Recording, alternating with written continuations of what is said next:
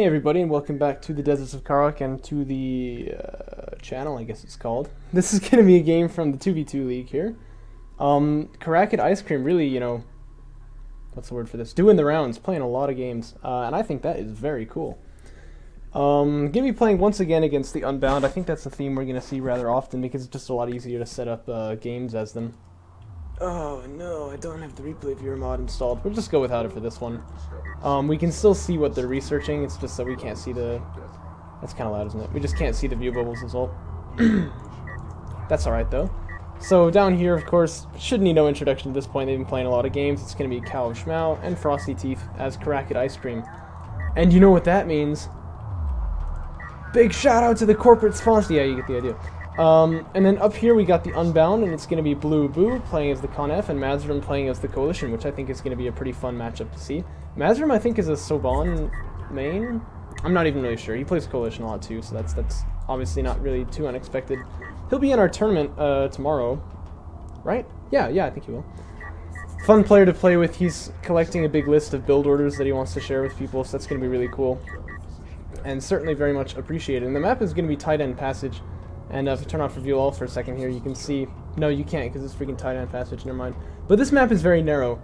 It's narrow even in 1v1, but there's a lot of kind of space on the edges. But in 2v2, you can have a lot of fighting going on, like, over this line right here. Pretty early on, I'd say. And so this is one of those maps that I think is a pretty decisive one. You know, either this guy gets pushed off his base, or this guy gets pushed off.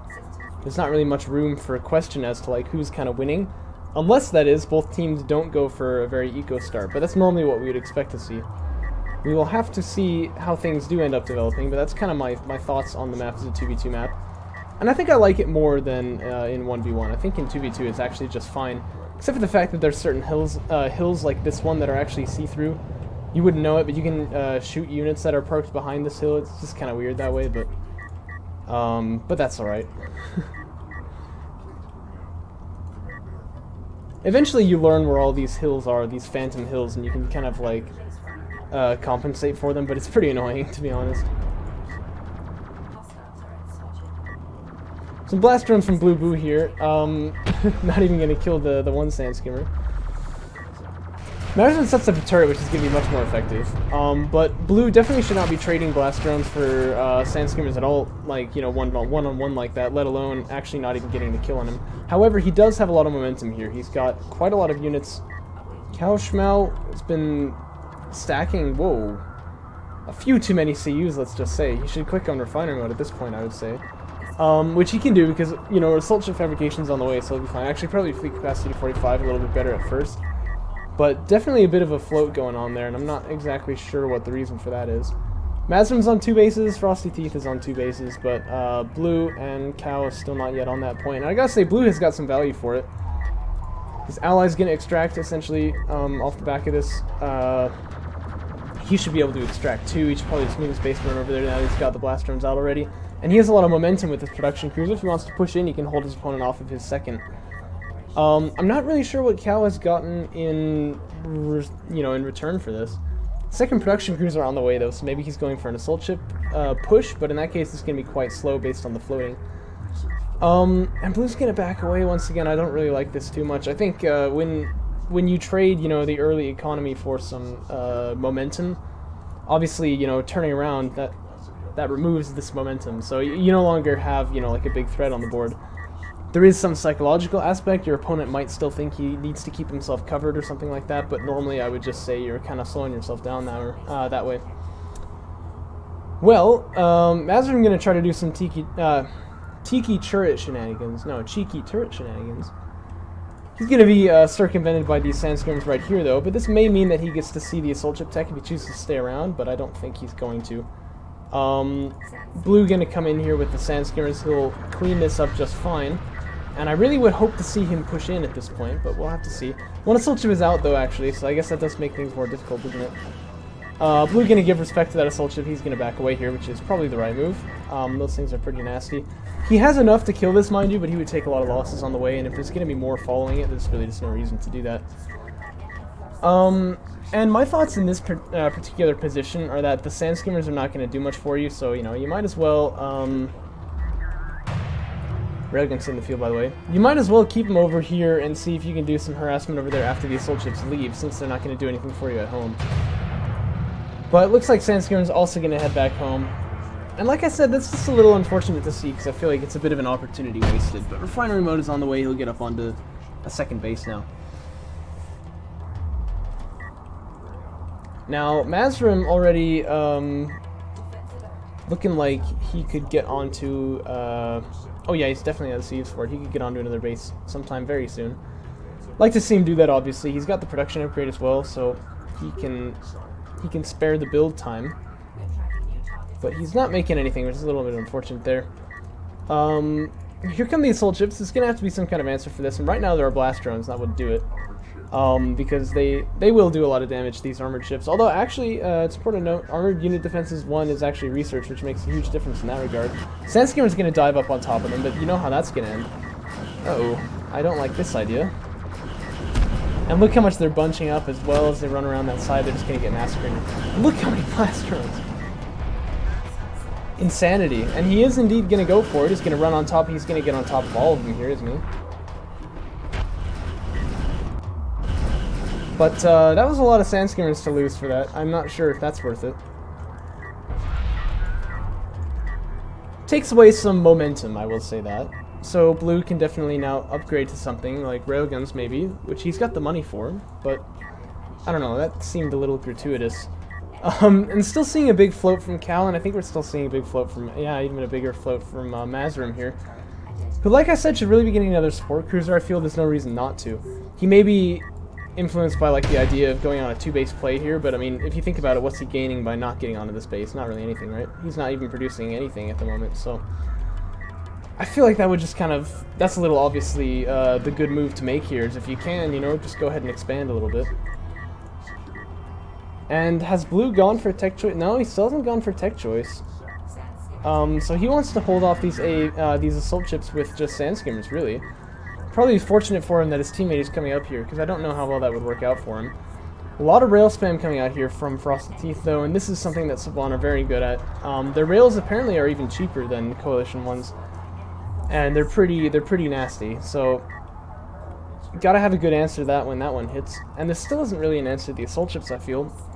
AAVs are kind of like, you know, they can halfway do the job. And what you'll see here, if the situation arises, but I don't think it will, is that Saban railguns are like surprisingly good against Strikecraft too. You see, like, normal railguns wouldn't get that many hits, so they're even able to supplement, you know, like the army against Sandskimmers, so you can go LAV rails fairly confidently. A couple of armored units getting picked off there too. Oh yeah, apparently because this hill doesn't actually exist. I didn't realize that one.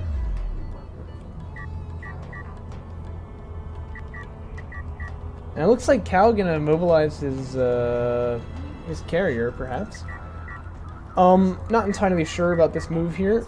I think getting onto the third base would be more valuable, especially as Power Reserve 2 not even being researched here, but we'll see. After all, he does have a production cruiser on the way. Now he's gonna cover his team for anti-air, which I think is very nice.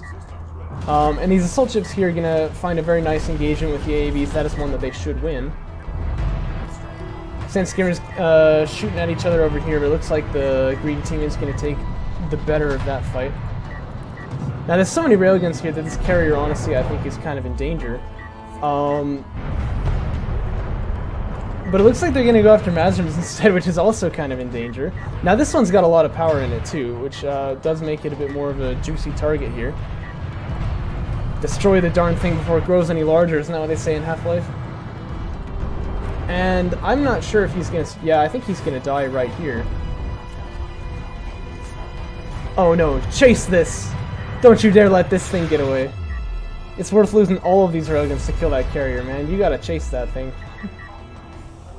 Not sure how I feel about this. Okay, he's gonna move in. No, he stopped. Man. It's on 618 health.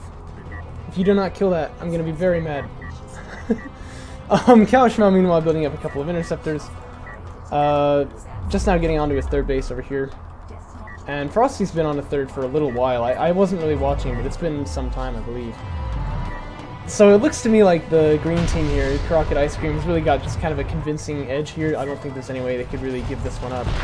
one carrier going down here, and there's really no army to speak of on this end, just like one AV and 2 missile batteries. So unless Blue has got something insane up his sleeves here, I think that's just going to be game right there. Unless he thinks he can take both of them on. But even this Gaussian carrier trying to get it aggro here. Once again, kind of amazed at like the lack of army in general. I feel like only Frosty actually made units, you know what I mean? And so here's what I mean about Savant Railguns versus Strikecraft, right? Like, they're really not in danger here. They're actually going to kill these things just fine. See that? So, it's kind of interesting. I mean, I know that wasn't many, what do you call them, Strikecraft. And obviously I'm not saying you can just leave them unsupported, but like, they do surprisingly well. I'll put it that way. This whole chip's going to come up here and sack this ego pretty easily.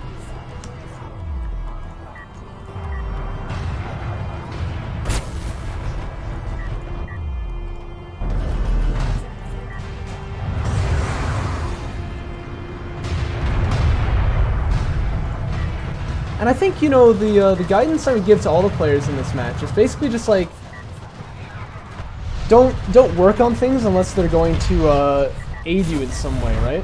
Like, think about the way that Frosty played this one. He just expanded onto 3 bases, and then he made a bunch of railguns. And that was really about it, because he was kind of focused the whole way. He was either expanding, or he was building army to attack. And obviously, if you build army not to attack, then not having expanded instead is going to hurt you, right? And Frosty Teeth, I feel, really the only one who kind of avoided that in this case. So, that's kind of like, I think, how all of these players could do better in this scenario. Except for Frosty, of course, who I feel made some very logical choices.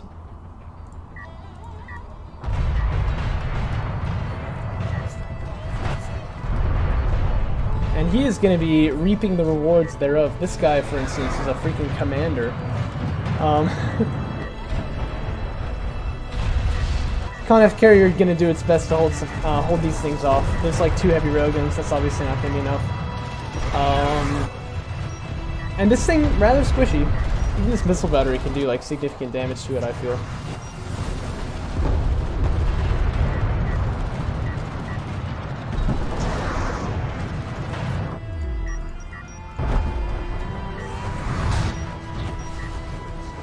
And that should be game, yes?